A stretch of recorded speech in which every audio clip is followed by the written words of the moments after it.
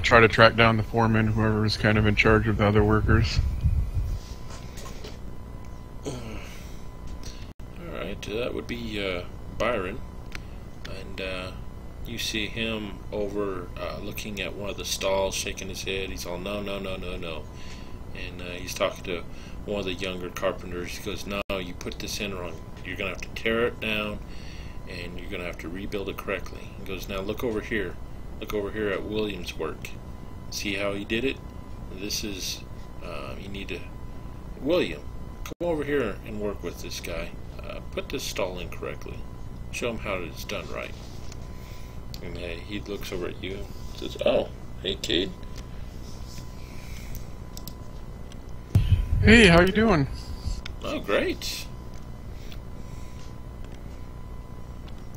How's construction going? It's going along pretty good. We're just finishing up this last stall here. We're having to redo it. But this should give you about 20 horse stalls in here. And we're getting ready to put the roof on. So we're hoping we'll be able to finish up later this week. Good, good. Tell me, have you been having any problems? Any accidents or strange things or problem getting supplies like lumber or anything like that? No, actually, business has been good. Business has been good. Keith, I'm going to approach Henry and inquire to the whereabouts of Cade. Oh, he quickly points outside. He goes, oh, he's out there with the stables. Okay. I'm going to walk outside and look for him. Alright, you look out and you see he's over talking with the foreman. The foreman's all, yeah. We haven't had no problem with any of the lumber or anything coming in. Good, good. Well, if you run into any trouble or notice anything odd, you be sure to let me know right away, or if you can't find me, talk to Henry, alright? Okay, very well. Keep up the good work. Oh, thanks.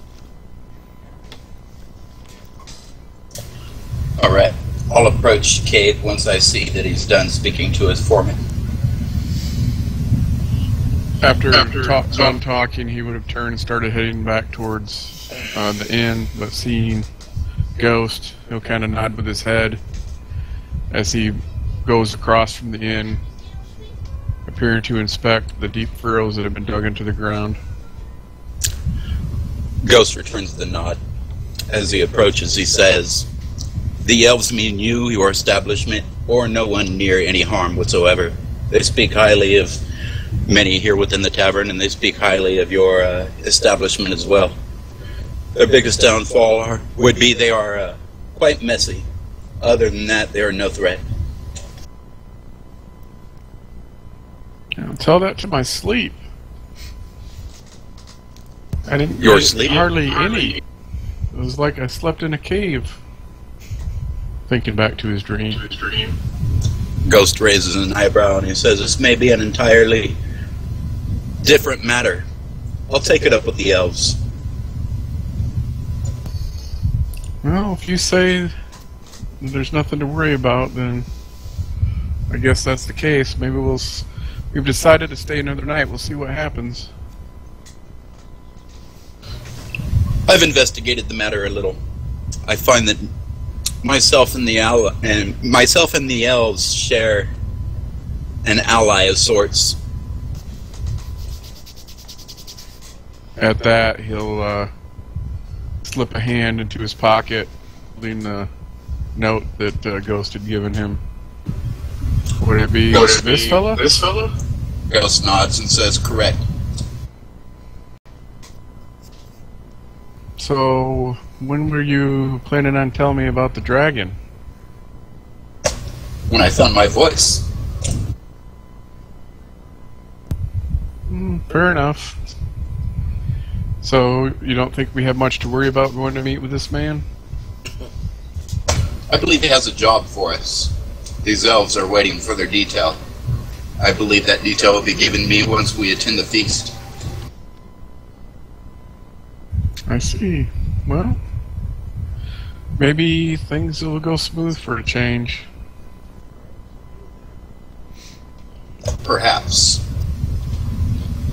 perhaps something dire is in the works that will in no way affect your establishment. That I can say.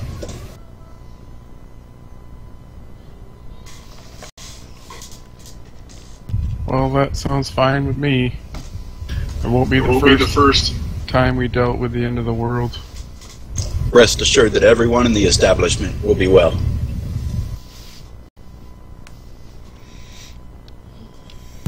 He nods, giving a smile as he starts walking to the tavern, then kind of gets a suspicious look, stops, turns around. That means my stables too, right? I believe this area will be quite fine. The smile returns as he nods and kind of starts whistling and skipping as he makes his way back to the tavern. Just be wary of purchasing any more establishments within Loudwater until further information is obtained. He just keeps going, but it's like to himself, hey, that's an idea. Need to expand. His thoughts turn towards that as he enters the Burnside Inn.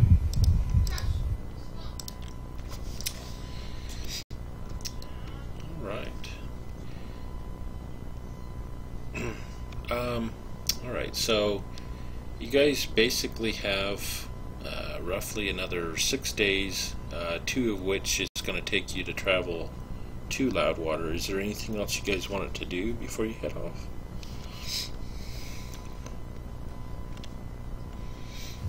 I'll inquire with the elves about Kate's suspicions, the trouble with his sleep. Are they doing anything, working any magic that could disturb dreams? They seem perplexed when you ask them that, and they're all, I don't know. I'm sure it would be only coincidental if he had a rough night's sleep. He just nods his head and says, very well. Enjoy your stay. And thank you. We shall enjoy it. So basically, excuse me, so basically for Cade's part, there's nothing specific else he wants to do. He's pretty much given his instructions, and it wouldn't be the first time that he's left his business in capable hands, trusting Ghost with his life as he has, literally. He puts his mind to rest on that matter, and so it'll just be a matter of how he sleeps that second night, or the night following, after having spoken with Ghost. Yeah, you find the rest of the nights that you are waiting here before your travels, actually you guys sleep quite well. Don't have any more rocks in your beds. So though Wyatt's still in the back of his mind, he ceases to worry about it actively, and assuming nothing else out of the ordinary happens, would advocate that they head out that following day so they can take their time and not be rushed and arrive early to the city. Okay. So does anyone else have anything they want to do before you guys travel to Loudwater? I'm good. Yeah, nothing for me. I'm still not used to being in civilization.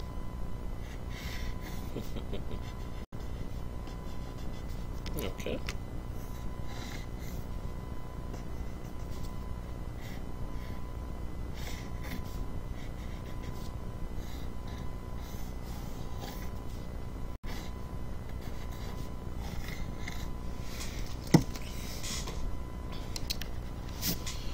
Alright, so are you guys waiting until 2 days before to head out, or are you heading out sometime in between now and the end of the time to head out? Unless anyone objected or had a different thing, that I guess it would be the third morning, the morning after the first good night's sleep, that Cade would be wanting to head out. Because you never know, that it normally takes 2 days, but things can happen on the road, and he just doesn't want to be late or be rushed. And he's also looking forward to maybe having a little bit of time to explore the city a little bit. Yeah, that sounds excellent. How do we travel? Do we have horses and a wagon? What's your normal group makeup?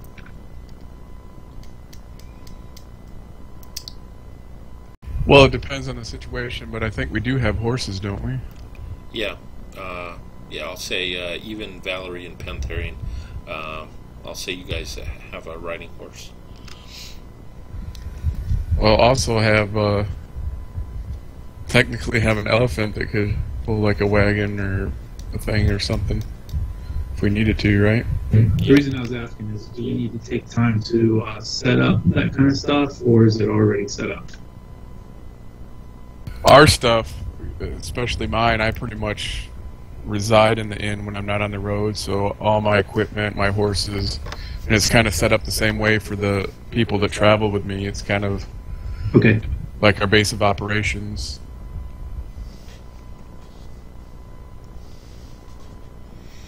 All right, Yeah, that's the something I elephant- would ask then. You probably wouldn't take the elephant. The elephant's a bit stubborn. Yeah. Hence And he why doesn't it's get on called too well Stubby. with some of the group. And it's stable and getting large, isn't it? And I don't know if he still holds a grudge. I think you might. Yeah, he probably does. That's the last thing a 2-foot, 10-inch halfling wants, is to get stepped on by an elephant.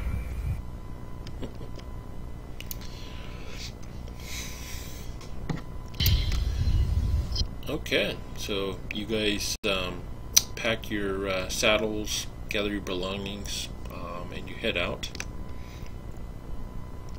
It's currently coming into mid-spring,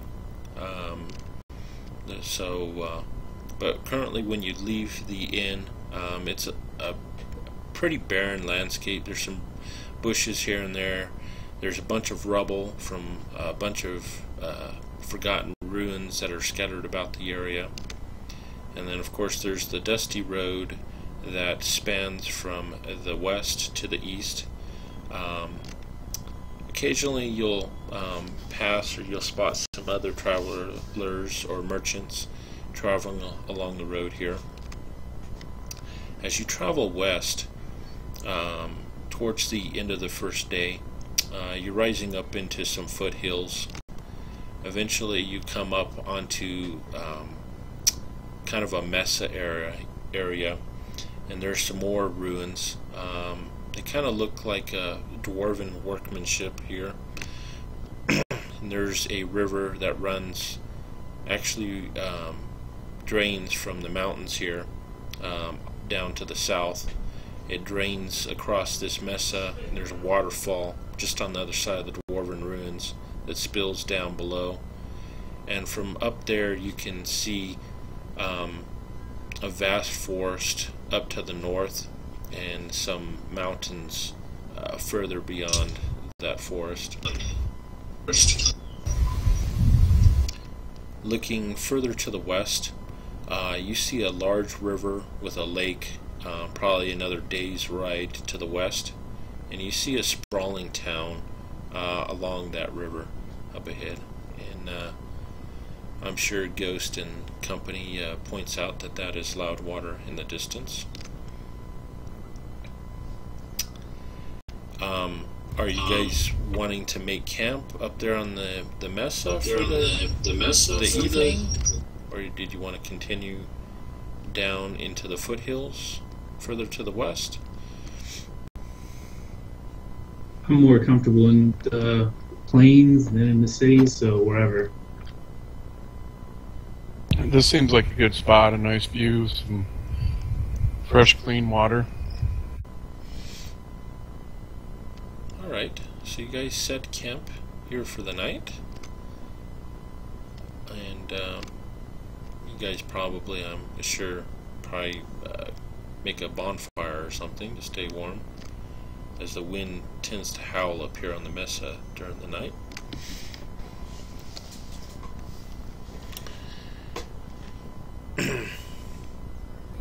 Yeah, we set up camp, get a fire going, and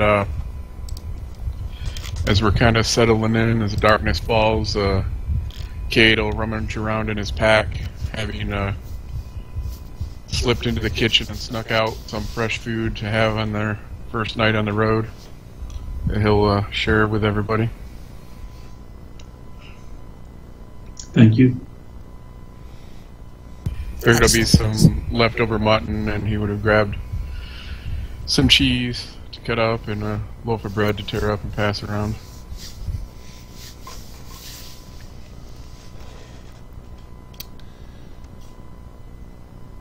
Alright, excellent. So the night quickly slips past you as you guys eat some leftovers, and the fire is stoked up pretty good. It's a clear night. There's no clouds up above. You can clearly see all the star constellations in the sky. Even the wind is actually a bit mild tonight.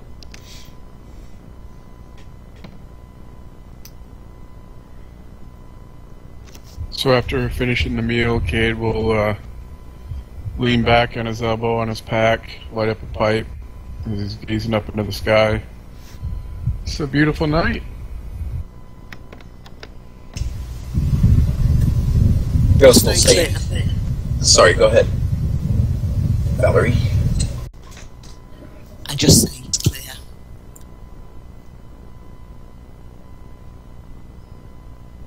Should we do a patrol to see if we're being watched, or? Are you looking Watch about? system for the night. I'm sorry, that was a garble. What? Are we setting watches? Yeah, you can never be too careful.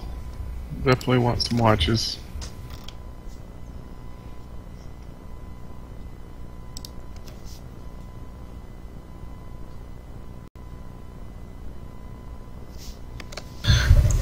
Ghost will begin talking again to Cade and say, do you recall, Cade, back when we first set up on our roads?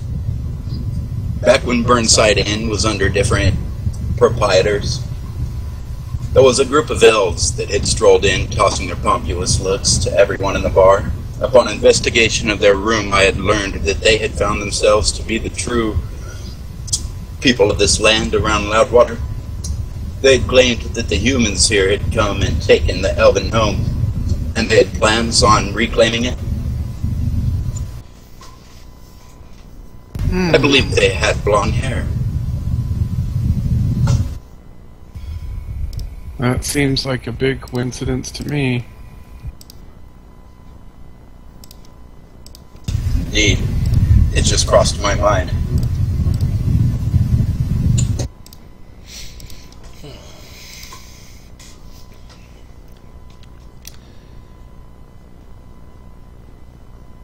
So, there was a question about setting up watches. Did you guys want to set up any watch order or anything?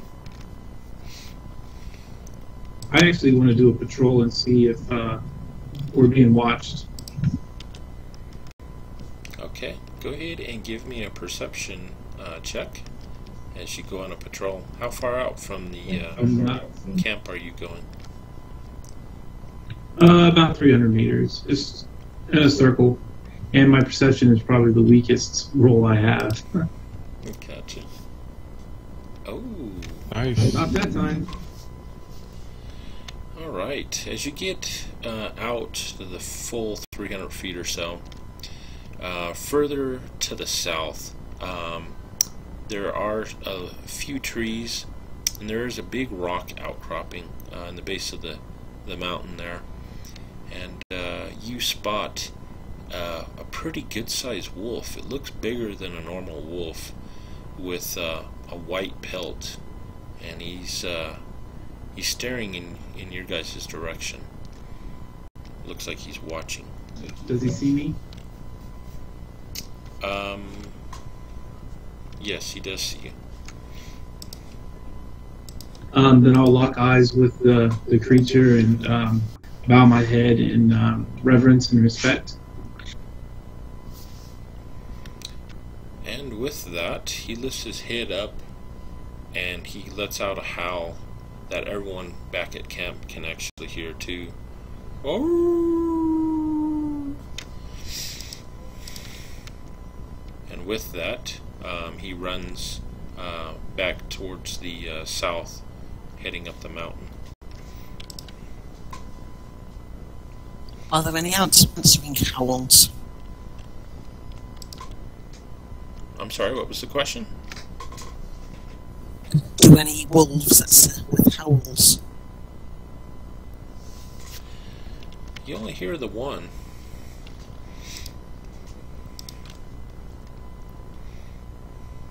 That's a good question, though. Okay, then I'll continue to do my patrol around the area and then return and report what I saw.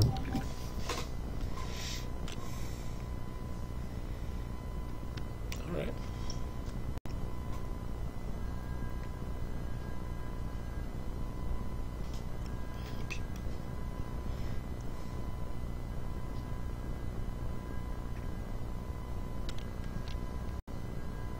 Alright, so a few minutes later, you enter back into the firelight of the camp there. You see Cade leaning back, smoking on his pipe there, looking up at the stars. There was a beautiful, huge white wolf out there. That was the only thing that was out there. And I saw it, locked eyes with it, bowed in reverence, and it howled and then ran away. So that's all that I saw, and we should be out for a peaceful night.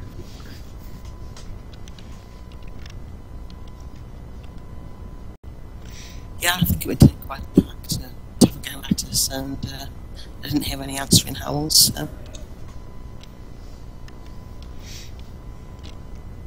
She broke up for me. I have no idea what she said.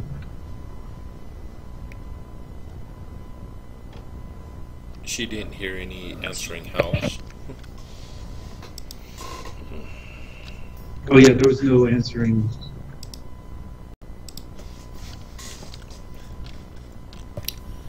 And it would be a lot of wolves to want to take on several people. Really bad. Well, hopefully we'll have a peaceful night, but I think we should still set up a watch. We can either do several short ones or split it and double up on the people. Whatever, it works best for you. You're the boss. Yeah, whatever you normally do is great for me.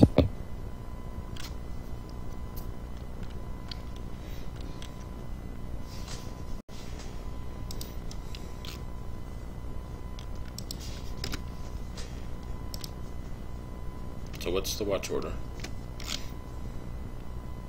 I'll take the first watch.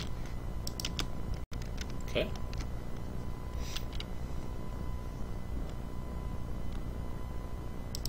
I'm happy to have anyone.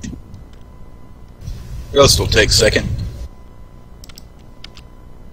Okay. So, how Cade would arrange it, assuming everybody was fine with it, have Valerie take the first watch as well, and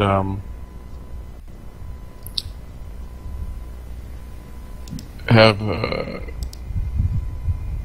Ghost take the second watch, and Cade will kind of do a split so that for the last half of Ghosts and the first half of Alan Helms, he's on watch as well. Okay. Yeah, sounds good. All right.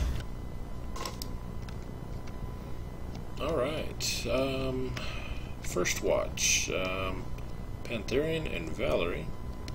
you're on watch. Can you give me, or one of you, roll me a d6, please? Go ahead, Val. Do you want?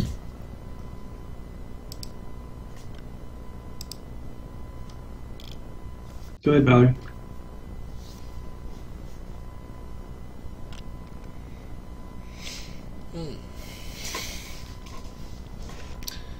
Alright. You're well into your watch as the rest of the party turns in and starts to sleep. You hear some snoring coming from probably Anhelm and them. And you hear some more howls in the distance. This time it sounds like there's probably about half a dozen of them off to the west. Quite some ways away, though. Was that the same direction that wolf went? That wolf that you had saw, he was towards the south. Okay. But Listen to see if they're closer. I'm sorry. Listen and see if they come closer. All right. It goes on for probably a good 10-15 minutes, and then it gets quiet once again. It doesn't sound like it came any closer.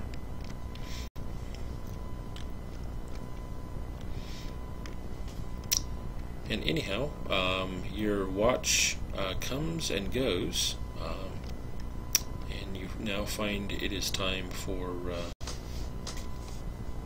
Ghost Watch. Alright, I'm gonna find me some shadows. I put my stealth roll in there. 24. Alright.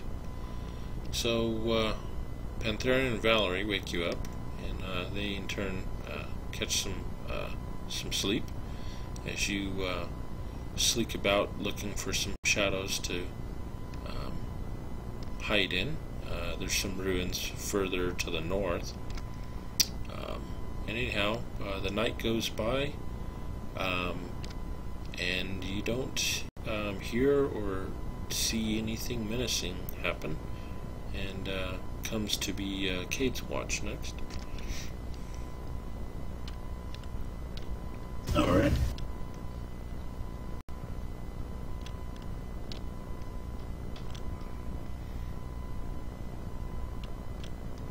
So anyhow, Cade it's his watch. His ghost goes to find him a place to sack out for the rest of the night, and he looks about to hide in the shadows, which you do, and you admire the stars throughout the night.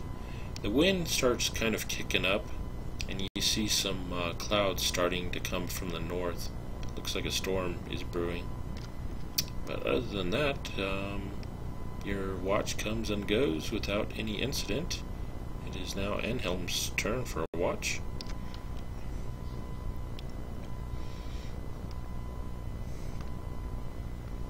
So I go and rouse Anhelm, and I kind of figure by now that we've had it worked out, and I'll give him the signal that there was nothing to report on my watch. Then I'll go and kind of bundle myself up against the wind as I take a spot next to the fire and go to sleep.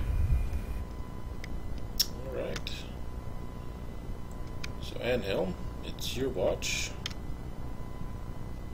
As the sun starts to come up towards the end of your shift, the temperature drops and it gets really cool. The wind is really whipping at this point. You put a couple more bundles of wood on the fire to keep it going, keep your comrades warm. And you see the clouds rolling in from the north. Looks like a storm will probably hit the next day or two. Pretty good sized one. Other than that, your watch is pretty standard and safe as the sun comes up. Well, I'll get some water on and warming for some tea.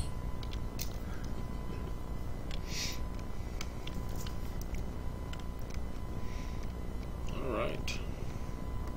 So your pot soon starts boiling for your tea.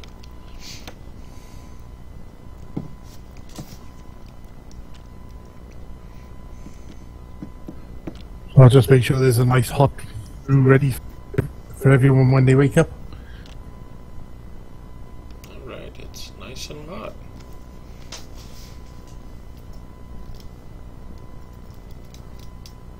I'll pull out some herbs and sprinkle it in my tea and bow with respect.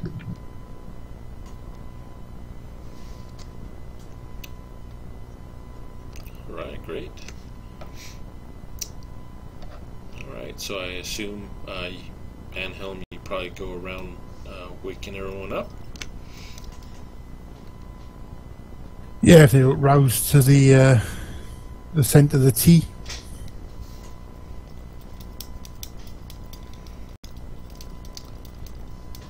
Alright, so you guys wake up, probably catch some tea, eat some rations, gather your belongings before you set off for this day's travel.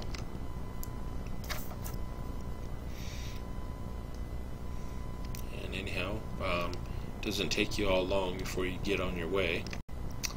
You guys kind of bundle, wrap your cloaks up a little tighter to yourselves, as it's pretty cool today, as you see this storm blowing in from the north, and the winds is blowing pretty hard at this point.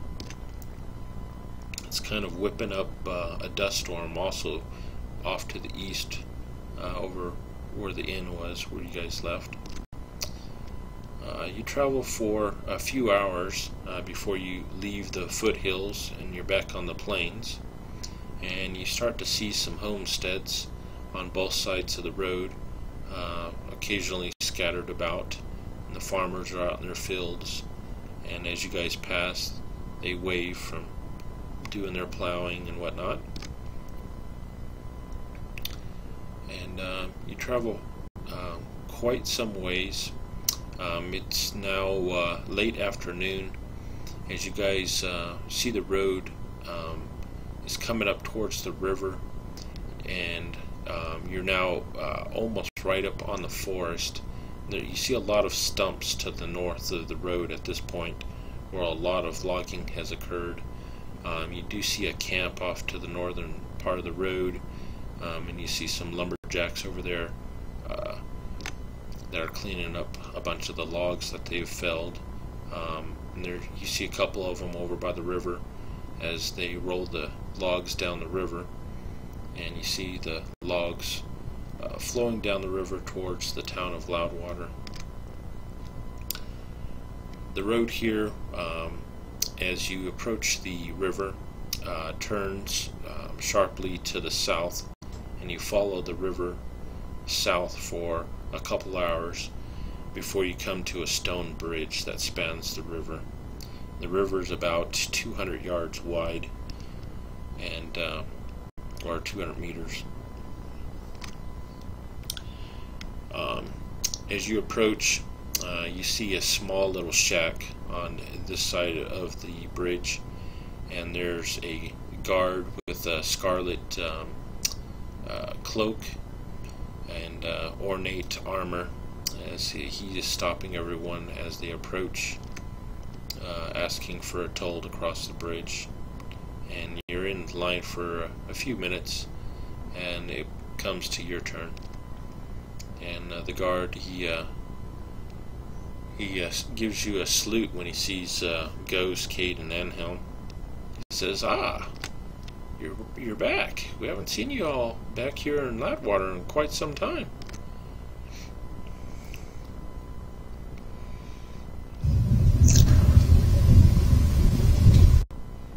So will you be crossing over the bridge today, I assume? Yes. Well, we'll have to ask for the toll.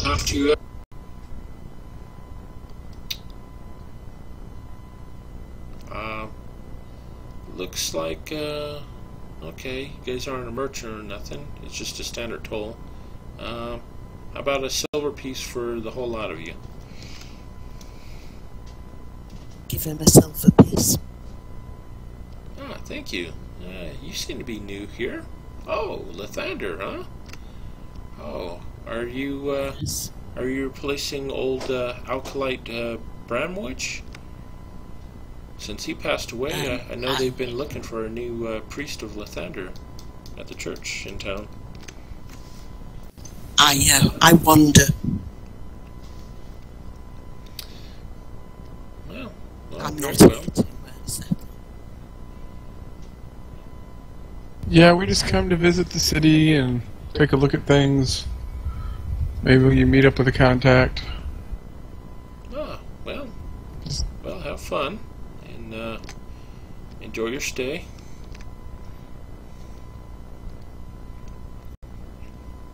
Thank you for your help. Oh, you're welcome. Glad to see you guys are back. And you cross over the bridge, and you see that there's a similar shack with another guard on the other side, stopping people coming from that direction. And he waves to you as you guys pass by.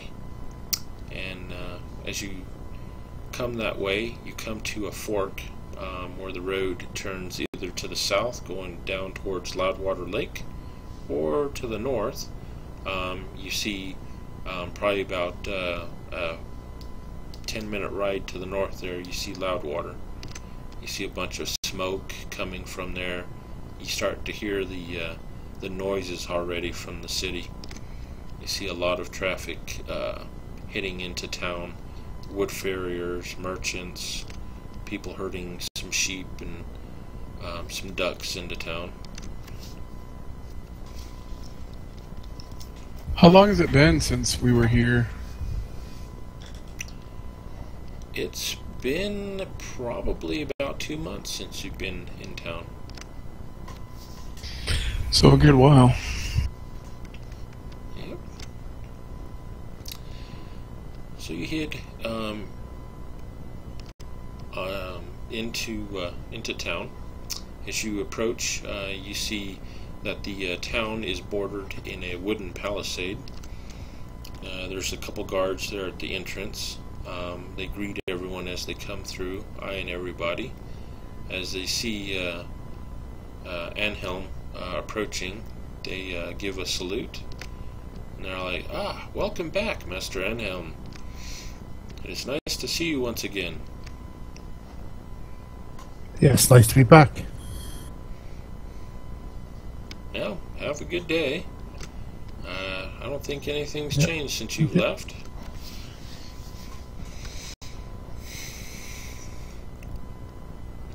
Well, this is good. No trouble. Alright. Alright, so you enter in through the gates, and you see the south side. It's kind of a more run-down part of town. There is a small inn on the left as you come through the gate there, and you see some people in there. You smell the scent of some ham and probably eggs wafting down the road towards you. Off to your right, in the distance, behind a bunch of the run-down houses and whatnot, you see a large building, and you hear the sounds of the law of the lumber mill as they're cutting wood and whatnot. You also hear the roar of the river off to your right as well. The main road here continues north quite a ways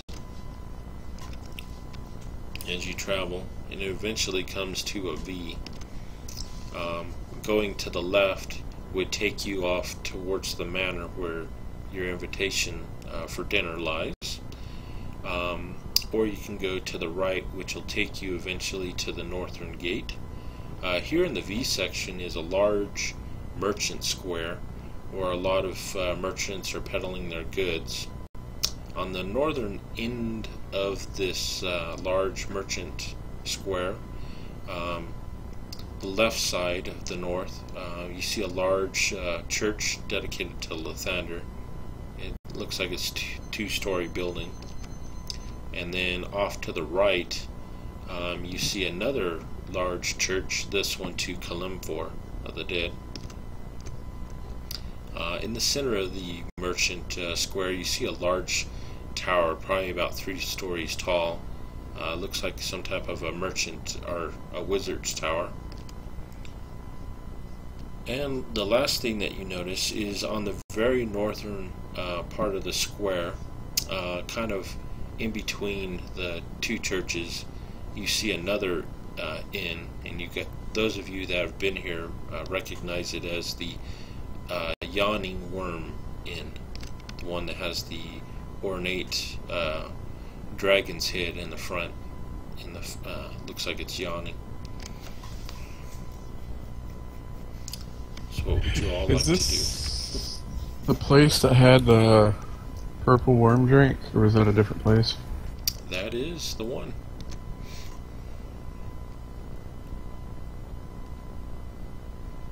So how many nights ahead of time did we arrive from when the thing is? So it looks like you have a full day and a partial day before the festivities happen. So a day and a half. I should probably spend that time at the temple if that priest has died. They might need help there. So how about wherever the day takes us, that we plan to meet up back here at the Yawning Worm?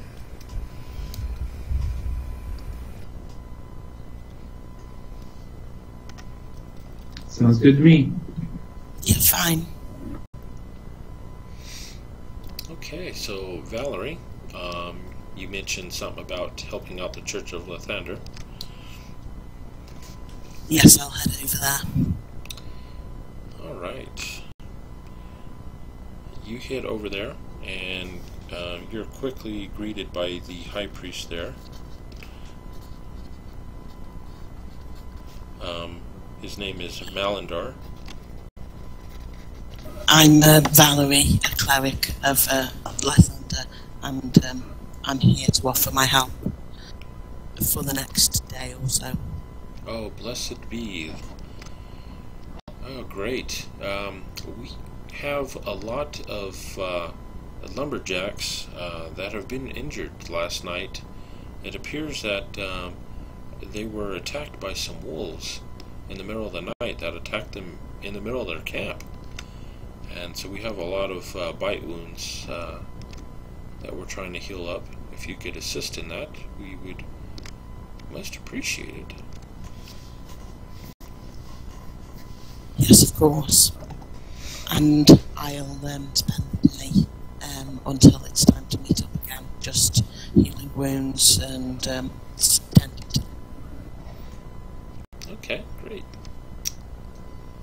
Alright, so while you're doing that, Pantherin, what are you doing? I'm going to see if there's any type of druid circle around here, or any type of druid order that I could check in with. You inquire about it while you're looking around, and some people kind of notice you kind of seem to look like a lumberjack, and I'm sure you probably quickly correct them, and you inquire about a druid circle or whatnot. They tell you about one that is up to the north into the forest a ways, but there is none here within the town. I follow the directions to the north.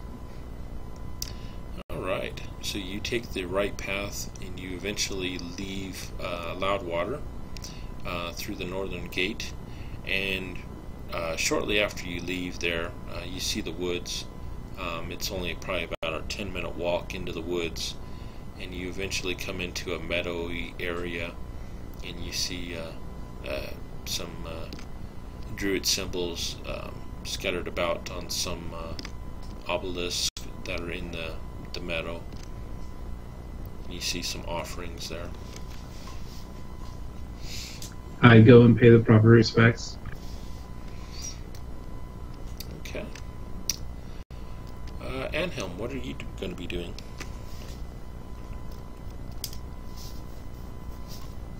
I'm going to check in at the inn, I think. We've been here before, so let's get settled. Alright, so you enter into the tavern. It's quite noisy in here.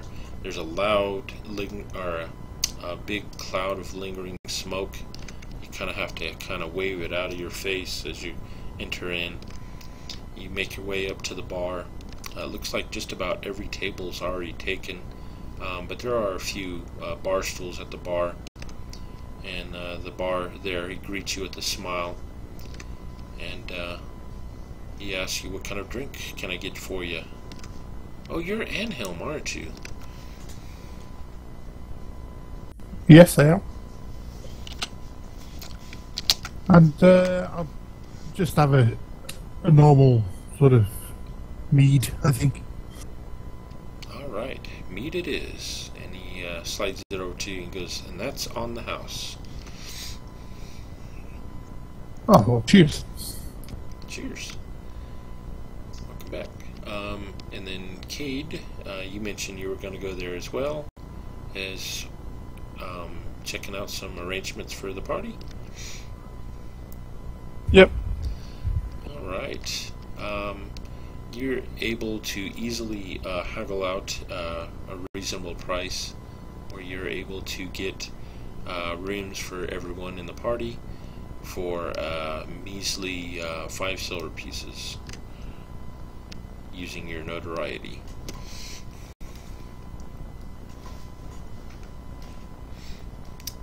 Most fair. Alright. Good to do business with you. Yes, and you as well. Alright, Ghost, what are you going to be doing? I'm going to head to a general store and replenish some of my dried rations.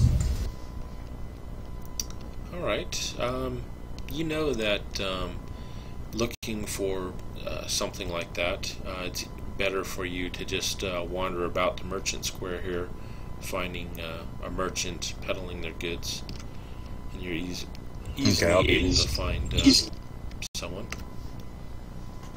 Okay. I'll remove my mask. Only my allies need to know that I can talk now. So, I'll approach the merchant and just point out your regular dread rations. About 3 days worth. I already removed the gold. Yeah. Okay. So I'll grab me a sack of some dried rations, and I guess I wouldn't really know that Kate got us a room, right?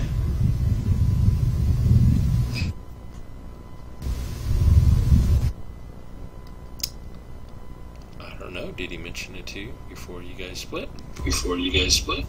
No, I don't think so. So I'll go get me a room somewhere where I could store most of my weapons, so I'm not a walking arsenal for the feast tonight.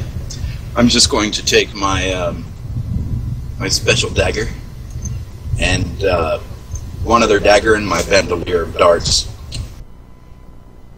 Alright, so you head over towards the inn, where you see Anhelm at the bar. You see Cade over there. Speaking with the innkeep. Alright. How do you order a room when you're you?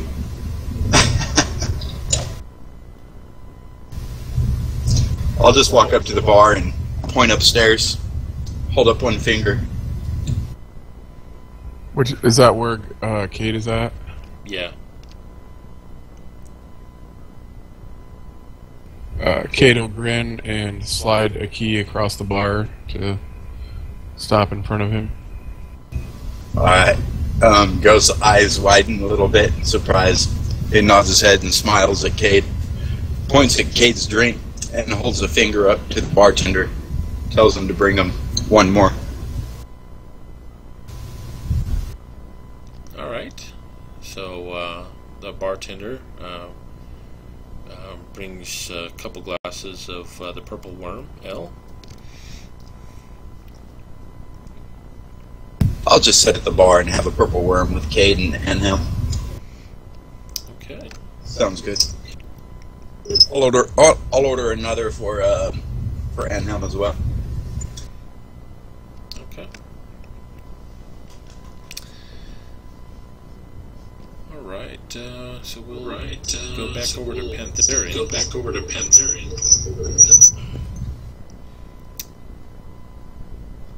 So you find yourself in that druid ring, paying your respects. Is there anything else you wanted to do? Kind of just wanted to touch base and around here, like maybe a high druid that I could just check in and let them know I'm in the area, just out of a form of respect. That's what druids kind of do. Gotcha. Yeah, shortly after you're there and you're kind of looking about, all of a sudden you see a human form emerge from one of the white oaks that are there near the glade. And he's wearing some brown robes, leaning heavily on his staff as he approaches you. Greetings. I bow in respect. And he returns your bow. He says, the spirits have told me that one such as yourself would be arriving in the days coming. Wise one, I have no idea why I'm here. I'm following the spirits, and they've led me to a group of adventurers, and I'm just following the signs. Well, brother, the spirits are quite busy with all the happenings going about. There are a lot of orcs that keep trying to waylay the spirits here, and they have driven off most of the elves, as well as the humans have been settling more and more people in the area. So I'm sure the spirits have brought you here for that.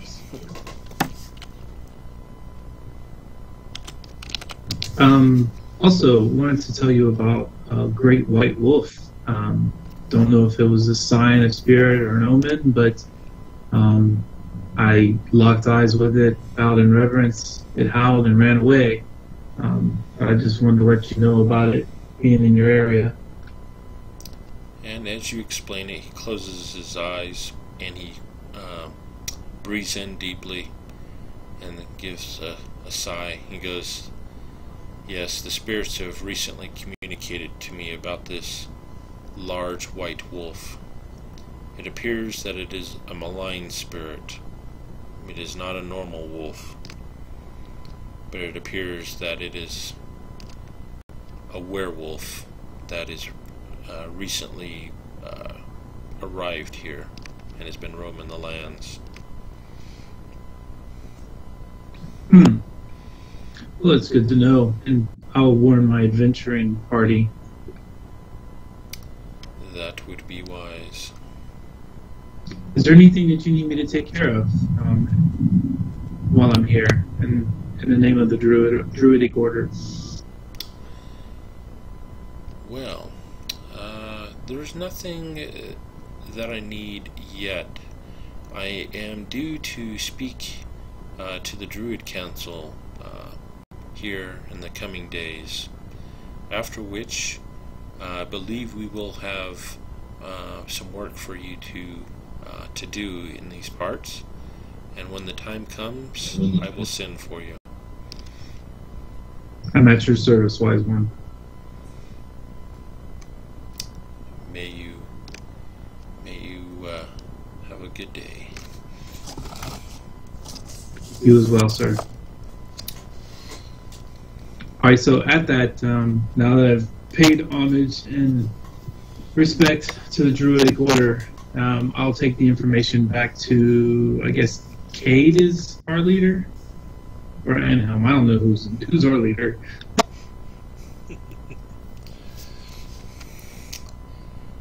There's no leaders in this group. Yeah, we don't really. Yeah. Of course, Okay, well when then I'll just it bring comes to information the back about the to the end, werewolf. Kate is the boss, but once they're outside, we're all pretty much equals. Okay, then I'll just bring the information back in general about the werewolf and the orcs causing problems. Alright, so you eventually make it back into town, going to the Yawning Worm Inn, and you find Anhelm, Cade, and Ghost at the bar, drinking.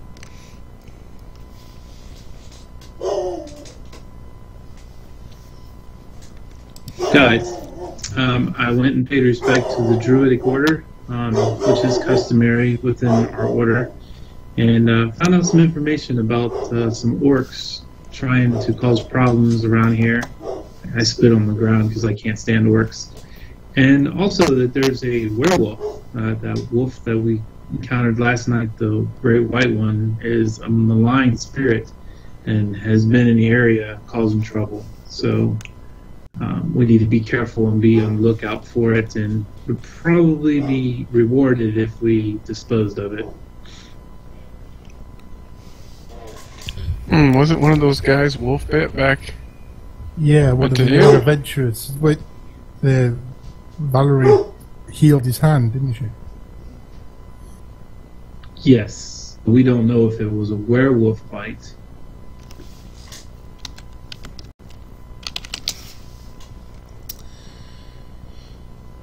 Is this in the evening?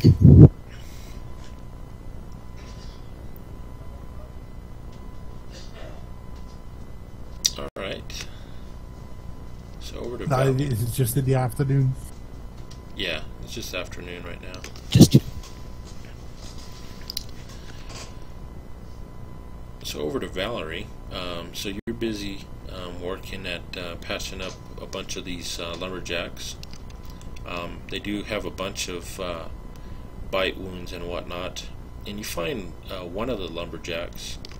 He's got a really nasty wound, similar to the that one young adventurer that you ran into a few days ago. It's really pussing pretty bad, really red, and he's complaining of it burning.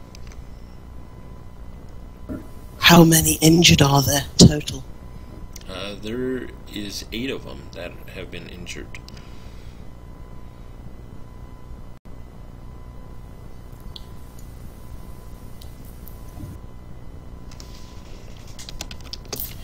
Are any of them really only minorly injured? Basically, all but 2 of them. All of them have just really simple bite injuries. One's pretty serious, but not too bad. But the one that's got the pus leaking out of the wound, it's pretty bad. I'll clean up the wounds and then I'm going to cast a mass healing word that will, I can do up to 6 people, that will give them points back. Okay. And as you're bandaging them, they tell you the story that a pack of wolves attacked them last night, led by a large white wolf with some orange-looking eyes. I'll try and get them to explain where they were in comparison where we would have been last night when we saw the white wolf.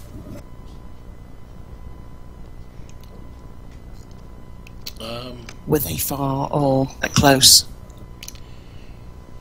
That's you explained where you were at, and they explained that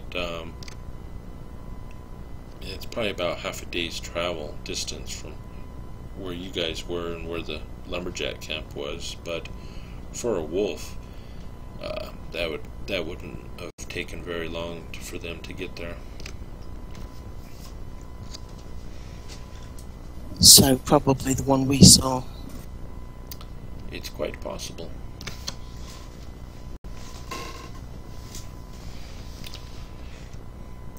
So anyhow, you get them all patched up, and a few hours goes by.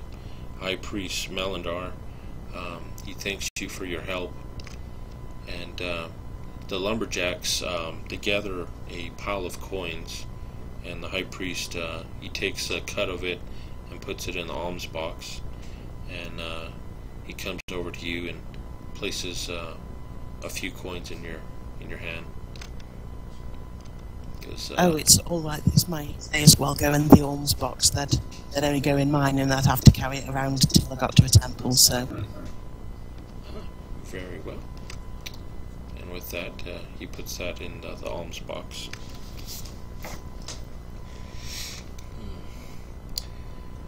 And he says, Lady Valerie, you are more than welcome to spend the night here if you need a place to stay.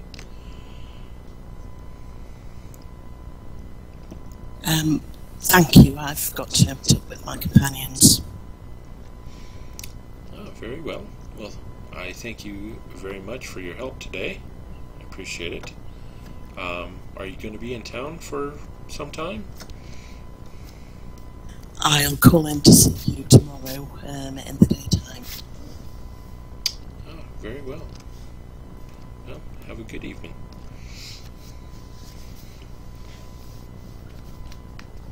And I'll go to meet this. Alright, so you head over to the Yawning Worm Inn. You enter in to the tavern there, and looking through the smoke, you look over and you see the rest of your companions over at the bar, drinking some purplish liquid with a frothy top to it. I'll go over to them. I've just had about 8 lumberjacks who have been attacked by a pack of wolves, and it sounds like the leader of the wolves, a white wolf, is the one that we saw last night.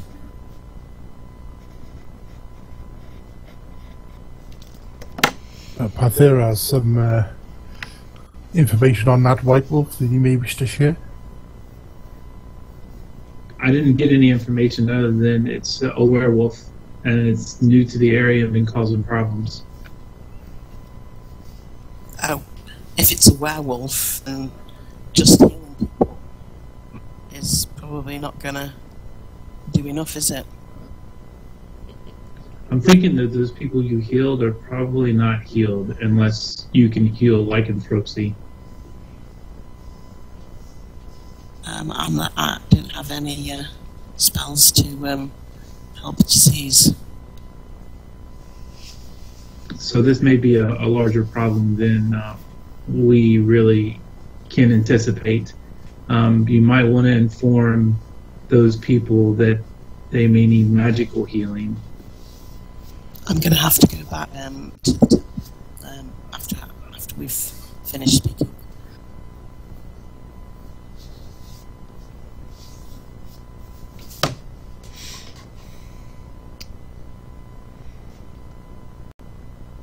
Do I know, through my medicine knowledge, of how lycanthropy needs to be treated? You could try, if you had the spell Cure Disease, that would probably take care of it.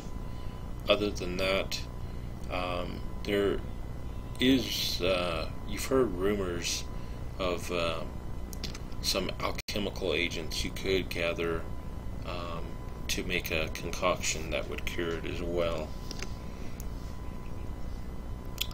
But you would have to find a rare plant called a moon lily, possibly in some lakes or rivers, and there is a lake to the south where you could probably try and find some.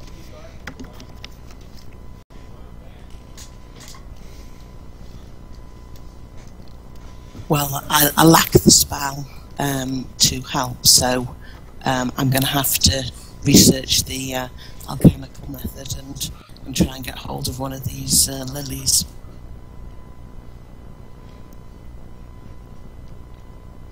Okay. Wasn't that fella with the elephant selling moon lilies? Or trying to? Yes, he was.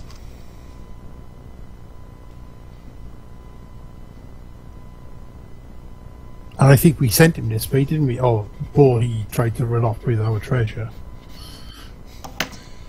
Yeah, so he might be around town somewhere.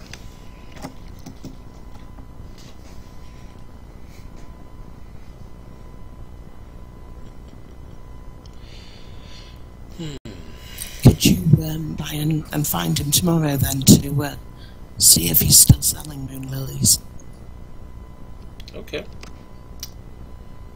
Alright, so did you all want to do anything else for this night? I've got to Go on. I've got to go back to the temple to warn the priest there and the people who've been bitten that we think it's a werewolf. Alright, you inform the high priest, who seems to be pretty concerned about it, and he says he will send word to bring those lumberjacks back and to isolate them until they can get treated here in the church.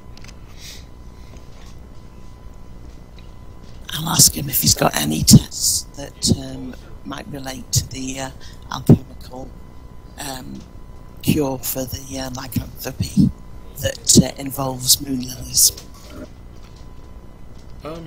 He says, I think we do, and he takes you into a small library on the side of their church, takes you in there, and he rummages through a few books, and he finally finds one, and he opens it up, scanning the pages until he finds a formula. He goes, here you are. Yeah, looks like moon lily is the main ingredient for a cure disease potion. We'll need to acquire quite a few of them, but I think we should have everything else here within the church to make a cure poison or cure disease potion. Oh, excellent news.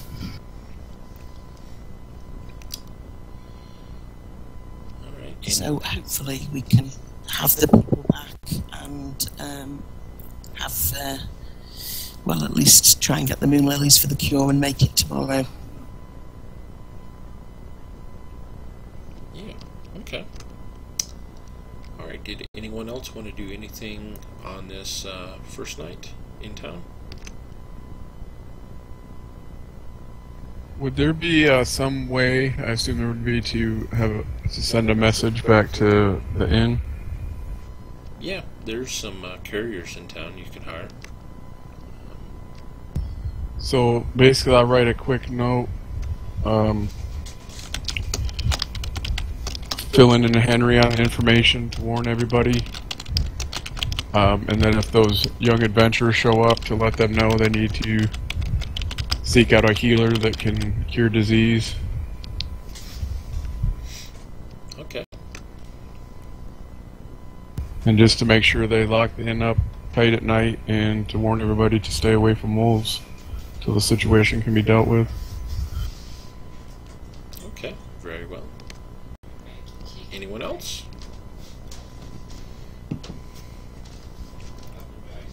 Nope.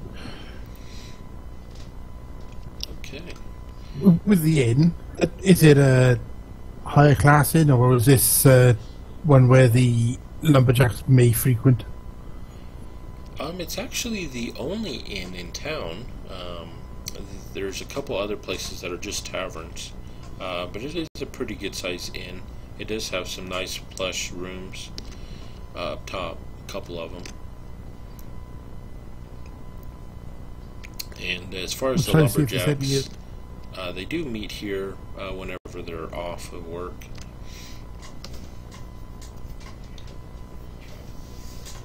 We'll see if I can spot some of the lumberjacks, see if we can get some information, some more information about the attack.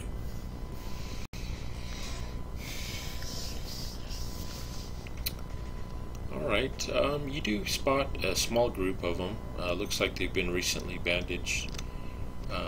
Valerie recognizes some of them, some of the ones that she bandaged.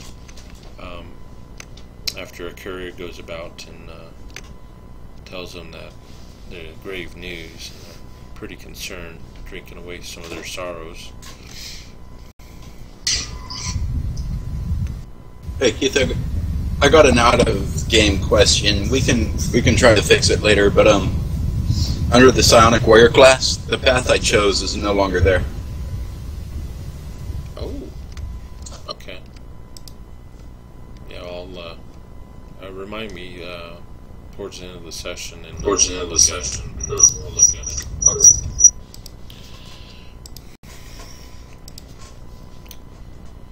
So anyhow, So I'll go ahead.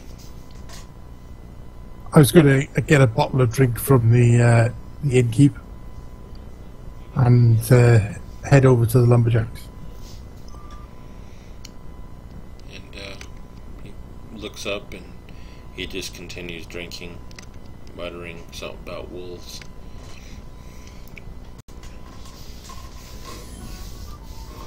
Can I sit? I want to talk to you about the wolves.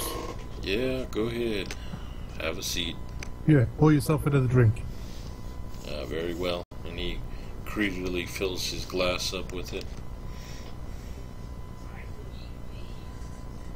So you were attacked last night? Yeah, the whole camp was accosted by a big old pack of wolves in the middle of the night. It's kind of unruly.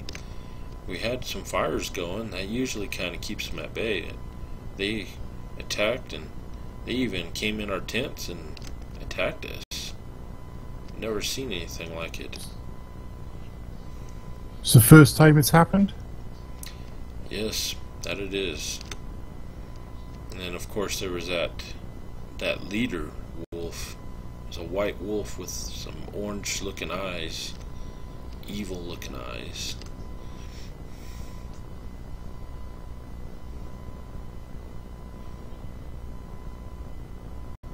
Did they just attack you? Did they try and take anyone away, or just? No, they just tried to attack all of us. After they bit us a couple times, they finally gave up the chase and ran off.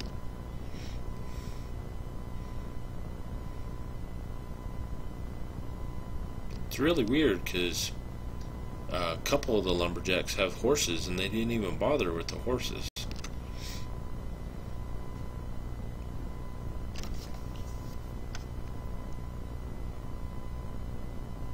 Yeah, so they ignored the easy meal, so it wasn't a meal that they were there for. Yeah, an evil bunch of wolves.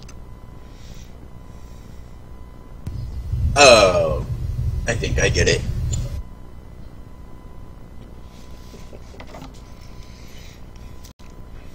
Maybe not.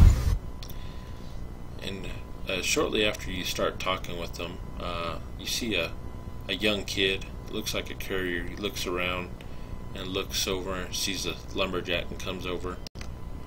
He goes, I'm sorry to bother you guys, but High Priest Malander, he insists that you come back to the church, sir. It appears there might be something more to that wound than we originally thought.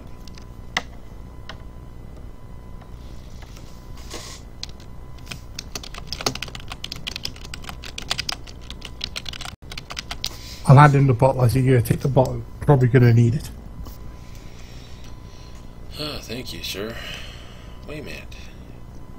You're Anhelm, aren't you? Yeah. And with that, he reaches out his arm to give you a handshake. Goes, pleased to meet you. I've heard a lot about you. Yeah, well, gets around a bit. I'll shake his hand. Anyway, off to the church, I think, for you. Yep, and with that, he grabs the bottle, says thank you, and he leaves with the little kid back to the church.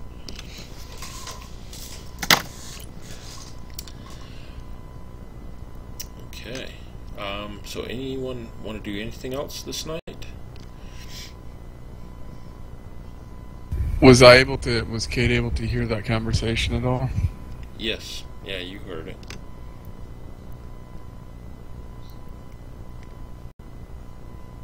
So it may be another coincidence, but it seems odd. These elves were talking about stopping the use of lumber, and now these wolves are attacking lumberjacks.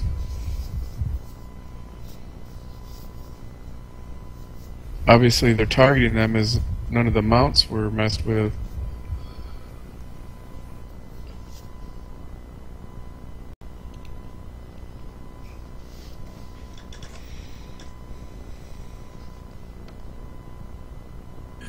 Yeah, I think we're targeted, definitely. It's the elves involved.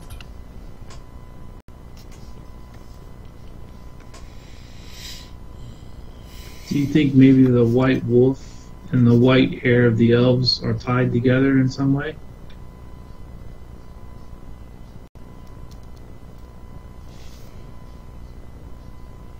Possibly, I suppose. It's not beyond the realm of possibility.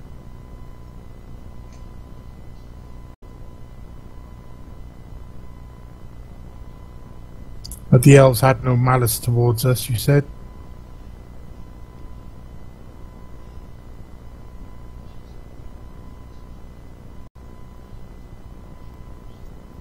Of course, we're not lumberjacks.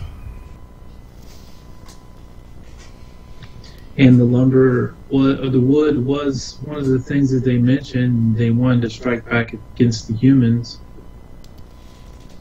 A lot of coincidences there. Yeah, say that we need to go to this dinner and see what this business is about, and then we may have to return to the area where we saw the wolves and deal with that problem. Maybe I should return to the Druidic Order and inform them of the elves.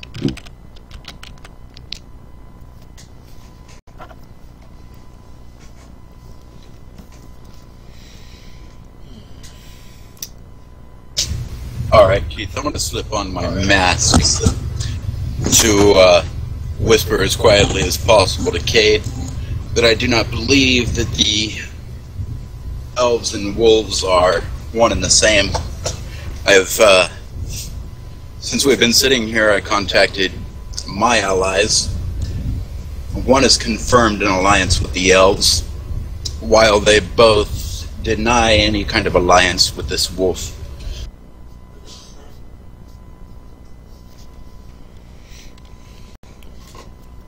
Yeah, I think we need to go to this dinner and find out what's going on.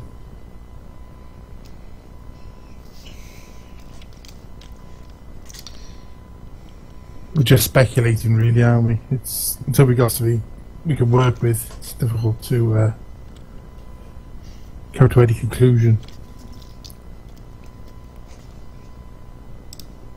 Agreed.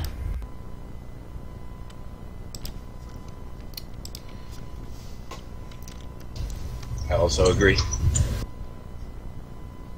We should get a lot of answers once we get to this feast.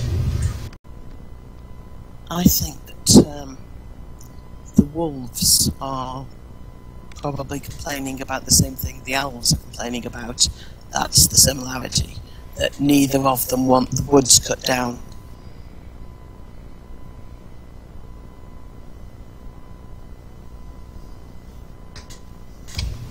Logging must be threatening the exposure of these werewolves. I'm not quite sure. The statement to my question as to the alliance with the whites is a straight and simple no. I had asked if there is a contract upon the wolf, and I was told none yet. I don't believe that he is acquainted in any way with their goals. No, just that they both share a need for the woods. I think that's the only thing they have in common.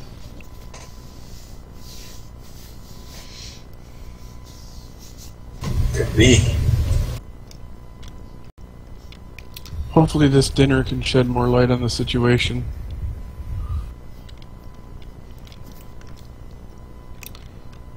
The important thing is we've found out that it's a werewolf and that the people who have been bitten by it are being treated and quarantined and keeping the rest of the public, rest of the town and hopefully the inn safe. Cade nods and hands out the rest of the keys to everyone for their rooms. I think we may have to go with the wolf.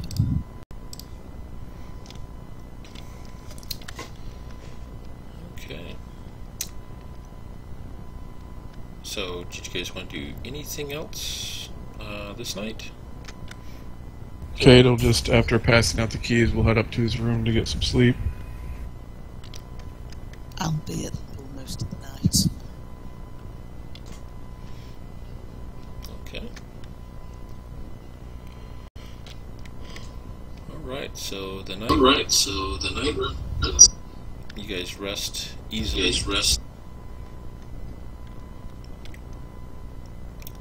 You wake up the next day.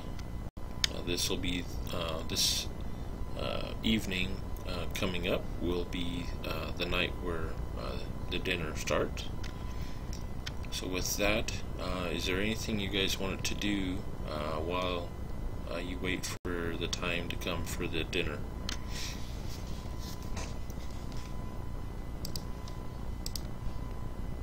Nothing for Cade. Nothing for me. Well, I did this, so I don't know what. I gotta go and see if I can find a tunic or something to wear over my leather armor. So I, don't look quite as out of place. Because we don't know how many people are going to be there.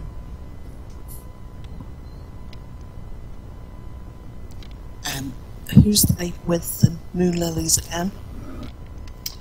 I can't remember his name.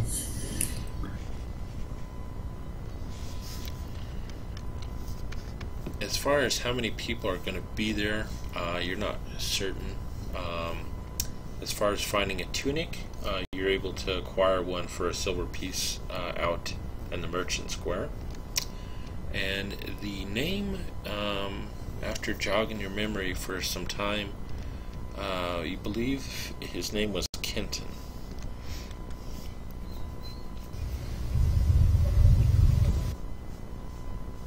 Well, while I'm out in the Merchant Square looking for a tunic, I will ask around the merchants, see if anyone's heard of a merchant coming through called Kenton selling some moon lilies, and see if I can find him that way. After you probably roam around the Merchant Square, talking for different merchants. A bunch of them, when you ask about moon lily, they give you a suspicious glare. Eventually you find someone who's willing to talk about it, and they go, Kenton, yes, actually he's due back here in a few more days with another shipment of moon lily. You'll probably acquire some then.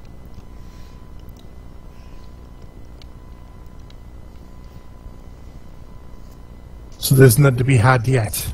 There's none in the area that we could use.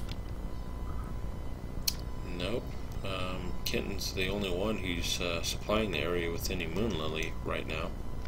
Seems that he acquired a significant amount of money and was able to pretty much buy up the entire stock in town.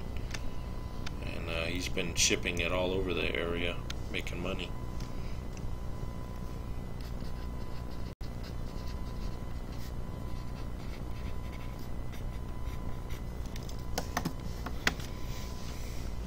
Okay. I'll ask at the inn if there are any apothecary or shops of that kind, or herbalists in the city.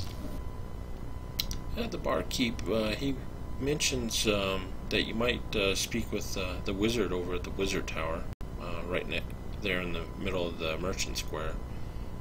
He seems to have some apothecary supplies as well.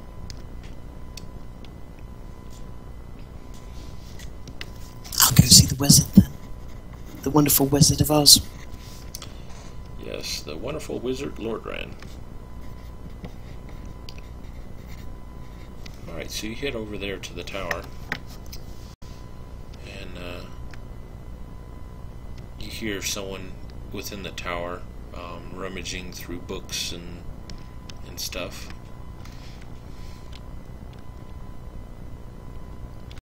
I'll knock and, well, I'll wait for a minute. Who is it?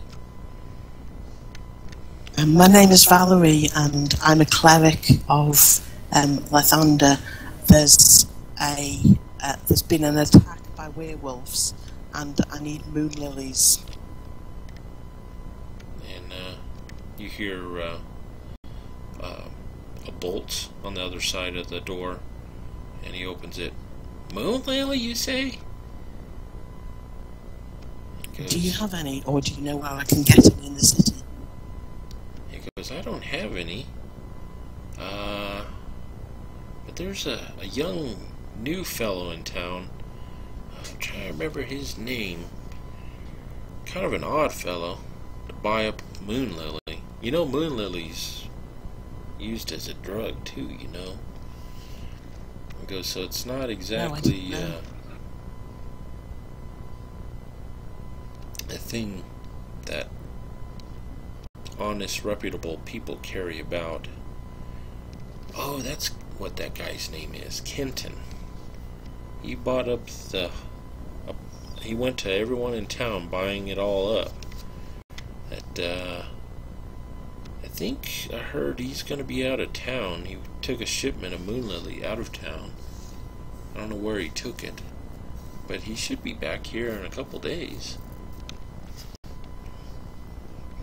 Do you know of any legitimate people who might have moon lily? Well, if you know any of them unsavory types, you know, in the Thieves Guild or whatnot, they might know someone that could acquire some. Well, thanks very much for your help. Oh, you're welcome. Well, if you find it, I do have a lab here, and you're more than welcome to use the materials here to make some if you need it. Yes, I don't really have any expertise in making these sorts of things. Okay. So your supervision would be very well. Oh. Yeah, I kind of owe a couple good deeds to the Church of Lathander, so I'd be willing to help pay it back in this fashion. Well, thank you very much. I'll be back with the ingredients once I obtain some moon lilies. Ah, very well. Okay. So does And, Oh, go ahead. I'll go back to the others and basically see whether one of them is a bit more kind of streetwise than me and might know how to score drugs.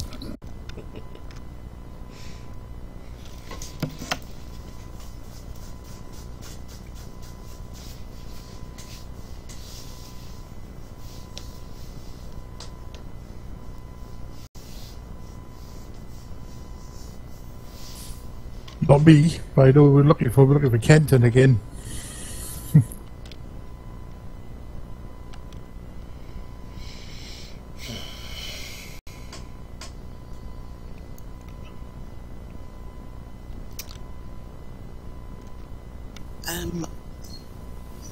I'm suspicious of the fact that Miss Kenton has sort of has taken all the moon lilies out of the city at this point.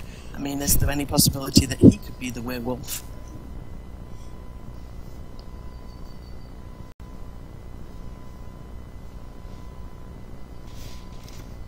It's unlikely. but you never know. I would think it's unlikely. You've had dealings with him before, and you'd realised if there was something like that going on. Yeah, I would think he would have showed his true colours. The situation we were in. Quite a few of us are pretty familiar with Kent, and he's been around here for a long time, and there hasn't been any werewolf attacks. Just luck then. He's just out to make money as any way he can, and he's decided that moon lilies is the way to do it, by the sounds of it. When he came to the inn, he was asking about moon lilies and where to get them, so...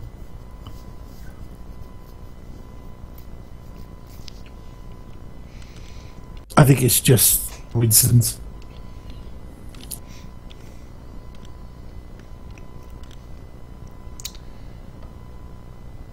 Alrighty. So is there anything you guys would like to do before we advance to the dinner party? No, I've done everything I wanted to do. I'm also well. So good. Okay. So the sun starts to set, and you know that the dinner will be starting soon. As you guys venture down the streets into the northwest part of the city, and you eventually come up into the noble area. Here.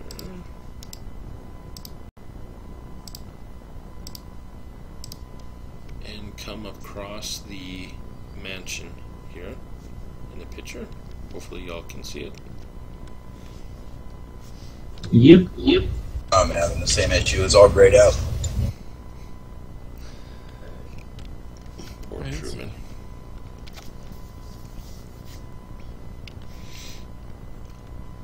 It's a pretty It's big, all right. spacious mansion, easily 2 to 3 stories tall. It's got some nice plush gardens in the front with a fountain right in the entranceway. There's a pair of gargoyle statues that flank both sides of the stairs that lead up to the front door.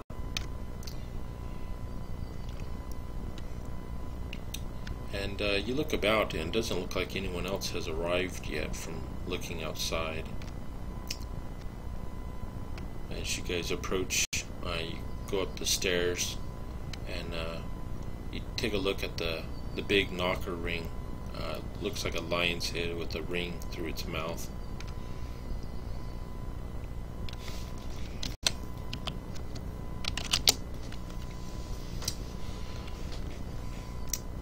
And I imagine you probably use the knocker to knock on the door.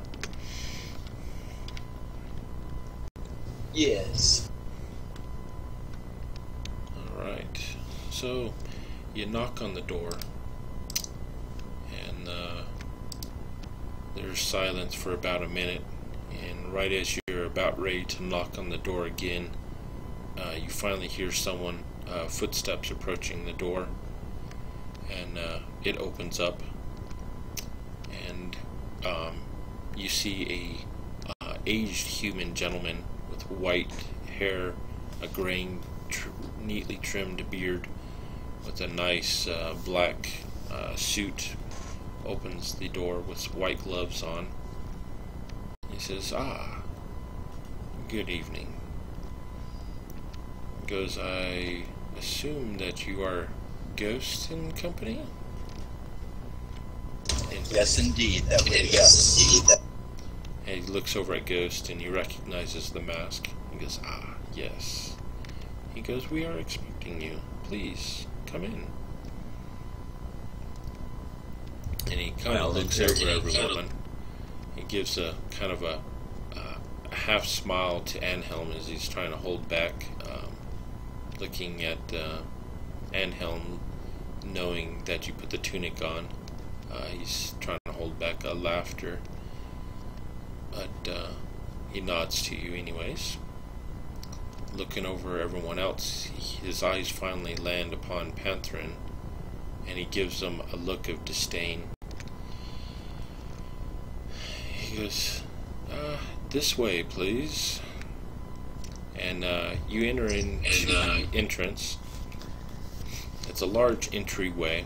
You see two grand stairs on both the left and right of you that lead up to the top floor. And you see a doorway continues to the north. And you walk along these marble floors. Oh, go ahead. I think that was some feedback from you, Keith. Okay. And he takes you through the entrance in the north. You come into a lounge room, and there's some chairs and really plush couches and whatnot. There's a fireplace on the end. You look about the walls and see all kinds of pictures of some old humans dressed in fine clothes and whatnot. And he says, please have a seat while I let the master know that you have arrived.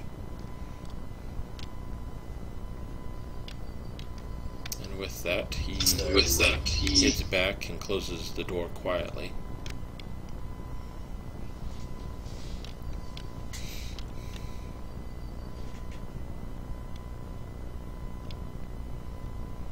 Okay. Probably a good 5 minutes goes by, and the door is once again open. He goes, because the master is quite excited that you have arrived. He is still getting ready for the dinner, and he would like for me to take you into the dining room. So please follow me. Alright. I'll follow him. Cade does as well. Okay.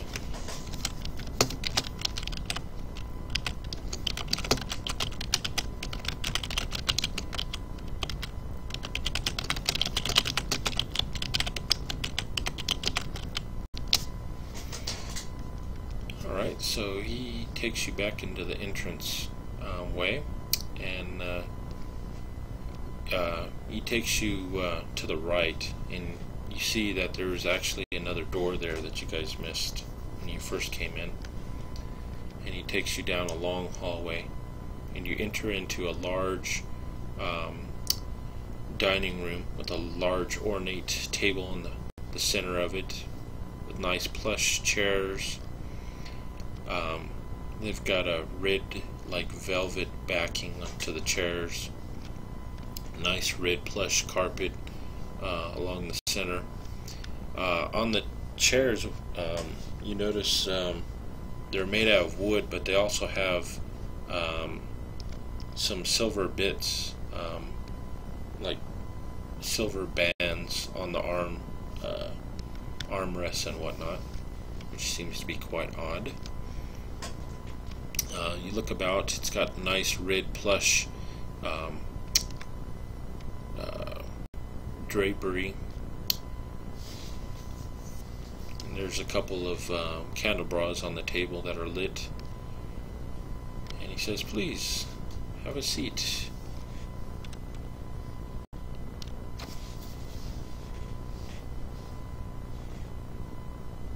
I'll sit down. Slowly sliding out a chair and taking my place. Okay.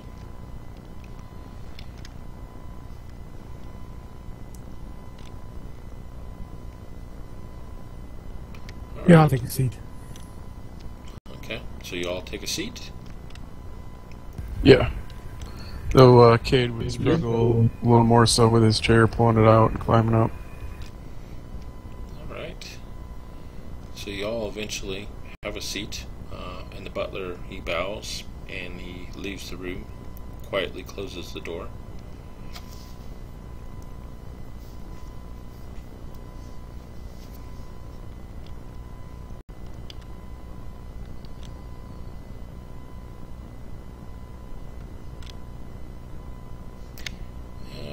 And a couple minutes later, you hear a loud knocking coming from the door that you guys came through.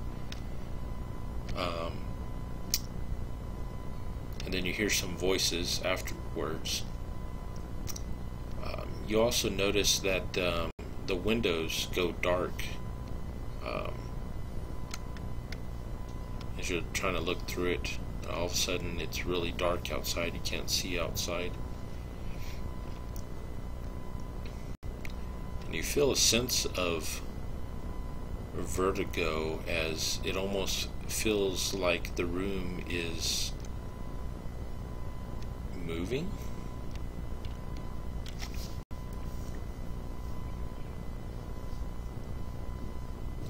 Alrighty. What have you got to say to this? I have no idea what's going on.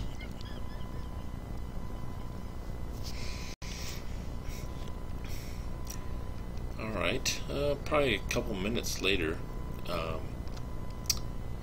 as it's, you still can't see anything outside. It's totally pitch black, and the sense of the moving has stopped, with a loud bang outside of the door that you guys came through.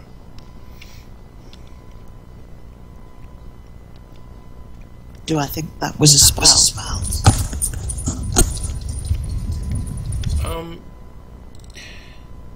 You think that it was probably mechanical in nature, actually, but it does seem quite odd, and perhaps there was some magic involved with it as well.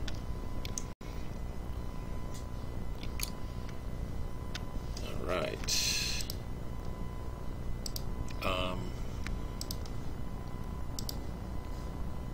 Checking some here. Alistair's not here. Cade frowns as he looks around, slipping down from the chair to move closer to the window, clutching his staff in one hand. Alright, so you get up and you approach the table, or the window. I assume everyone else is still sitting in their chairs. Yeah. Alright, so right after Cade, right after you get up out of your seat and head over towards the table, everyone else, all of a sudden,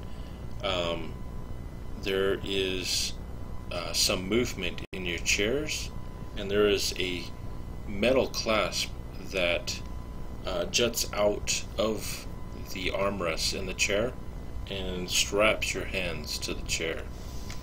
The only one that is not strapped by the hands is who is Cade walking about.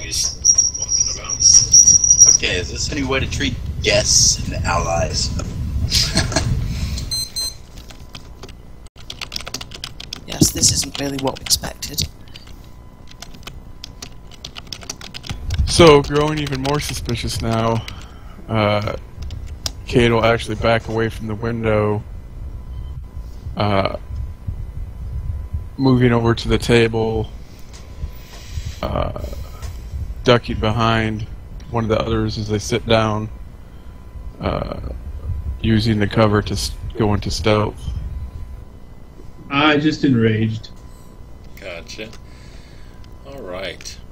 Cade, as you're turning around, heading back, and everyone else is probably starting to panic, you notice some movement behind a painting on the wall on the far side of the room. And as you see the painting move, you look through the opening in the wall, and you see a humanoid figure with, it appears to be about 4 tentacles that are sticking out from his mouth. And about Oh, that that's never a time, good sign. I need for everyone to make an intelligence savings throw, please.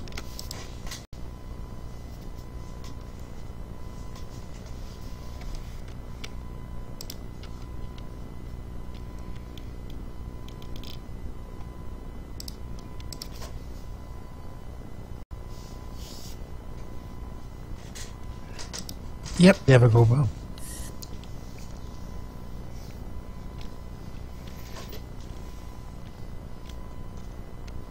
Oh boy. Alright. I had mentioned I went into rage first. Yeah, you did.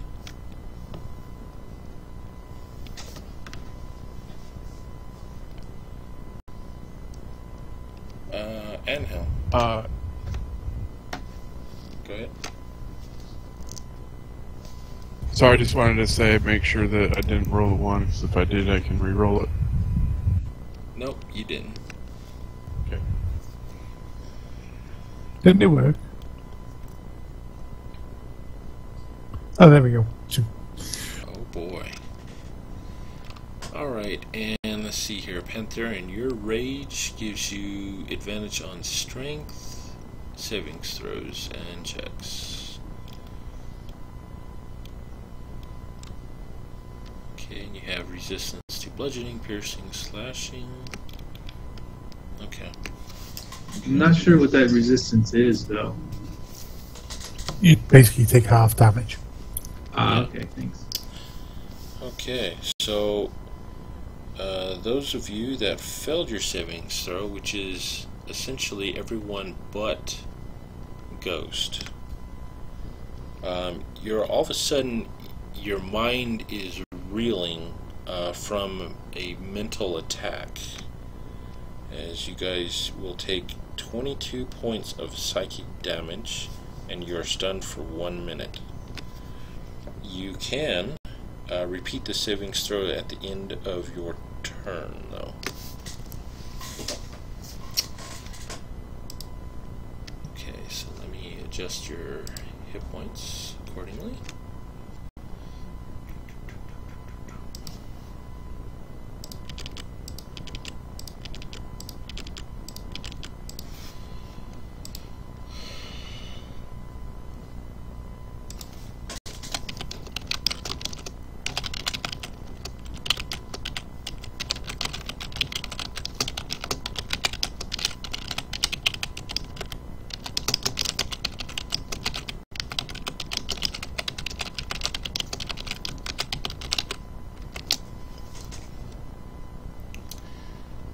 Okay, so with that, we'll go ahead and have everyone roll initiative at this point.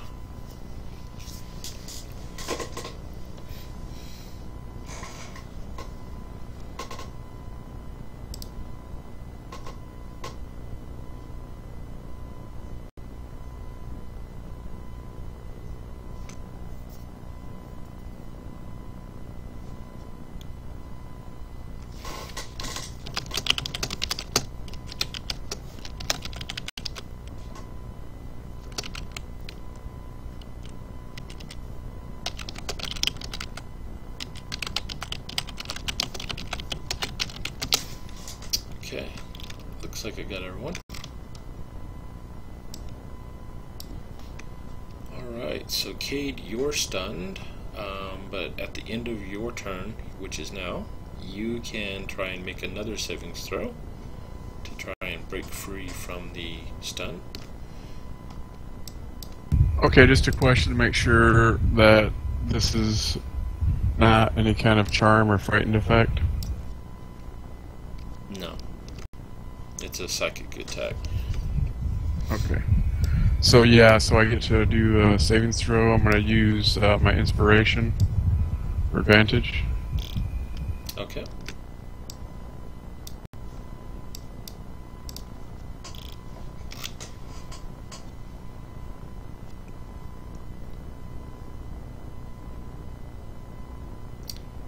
And you are unsuccessful. That's not good. Wow, nice game. Alright, next up is the Silent One, as he hops through the opening in the wall and approaches, and he sees you, Ghost, and says, "I've given you the means to talk, but I grow wary of your talking." He goes, "You must die. I've savored this information that you and your comrades have collected of the area for quite some time, and I look forward to savoring your brain as I extract that information. Good times.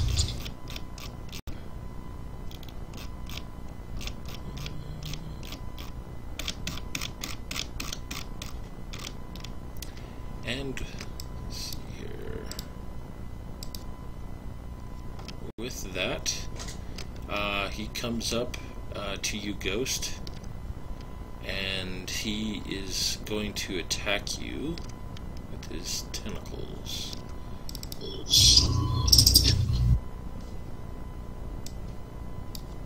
That is going to hit. You take 4 damage.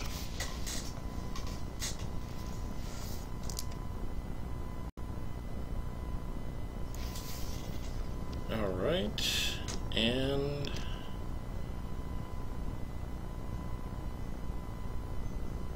okay, you get to make another savings throw, intelligence savings throw, Ghost, from that tentacle attack.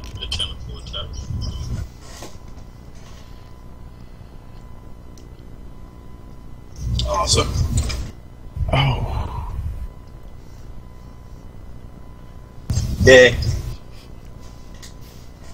Do you have inspiration left? Yeah, everyone. Oh yeah, inspiration. I'll bring that inspiration. Okay.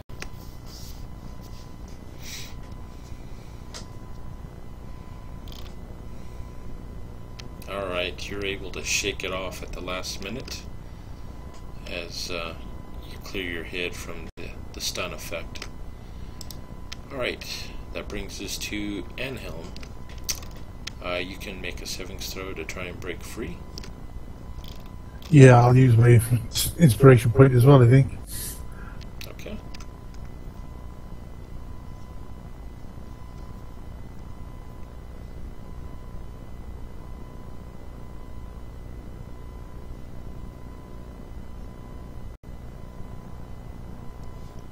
And that will not be enough, unfortunately. So you're still stunned. Alright, Pantherin. You can try and break free from that stun effect. What is the stunned effect?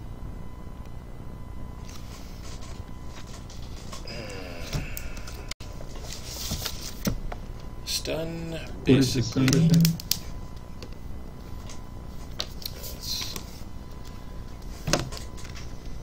Let's see here. Stunned, you are incapacitated, you can't move, you can't speak, or you can speak, but only falteringly.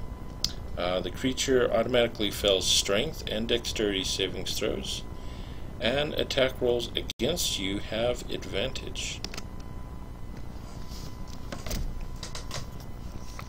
And while you're incapacitated, you can't take actions or reactions. Alright, well I guess the only thing I can do is roll a saving throw. Yep. I'll use inspiration. Okay. Oh man. Not enough. Alright, so that brings us to Ghost.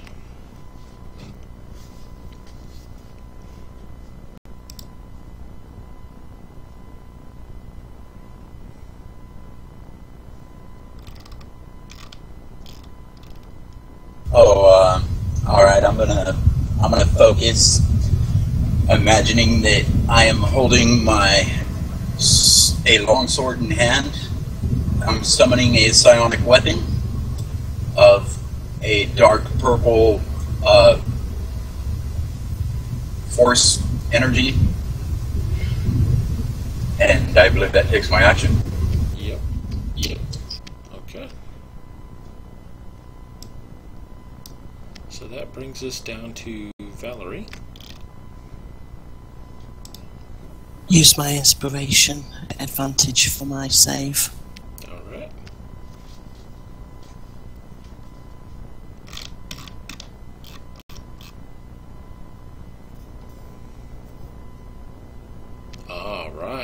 Alright. So Valerie, at the end of your turn, you're able to shake off the stun effect.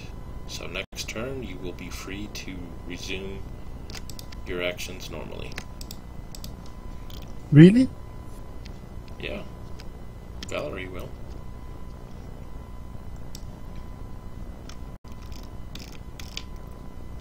Okay, so that brings us back up to Cade, who is still under the effects of being stunned.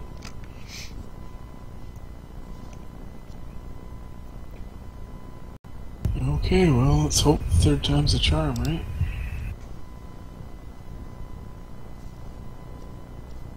Not holding my breath. And that is unsuccessful. Alright, that brings us to the silent one. Let's see here. That's okay. He is going to attack you again, Ghost, using his tentacles. And that is a miss. Alright, Anhelm.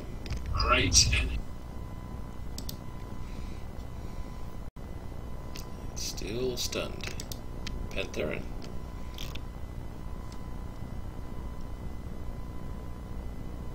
No. Alright, Ghost. Alright, I'm going to use my side blade of force to attempt to position it to see if I can cut myself free, either going for the silver bands or the arm of the chair. Okay. Go ahead and make an attack roll.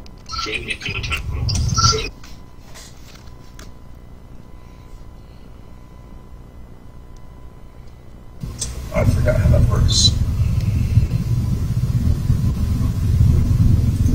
I guess it would just go by a longsword? Yeah, that's fine. Or just use your rapier. Okay.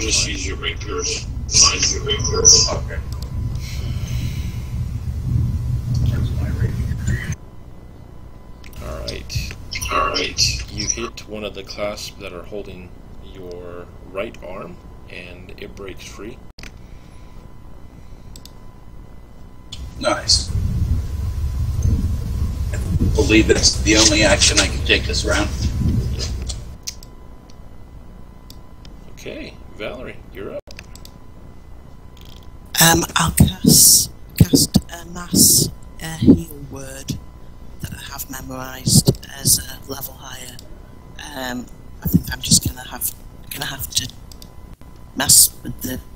It's supposed to do another D4 damage, and I haven't got a macro set up for it. Oh, okay.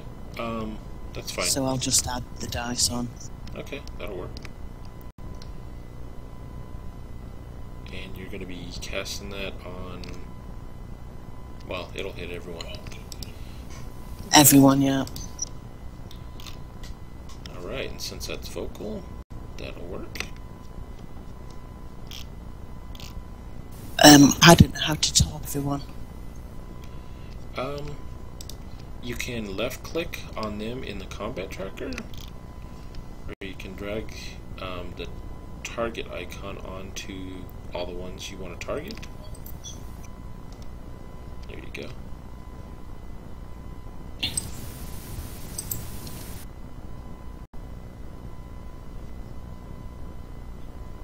Are the chairs fastened to the floor, Keith? No, they aren't.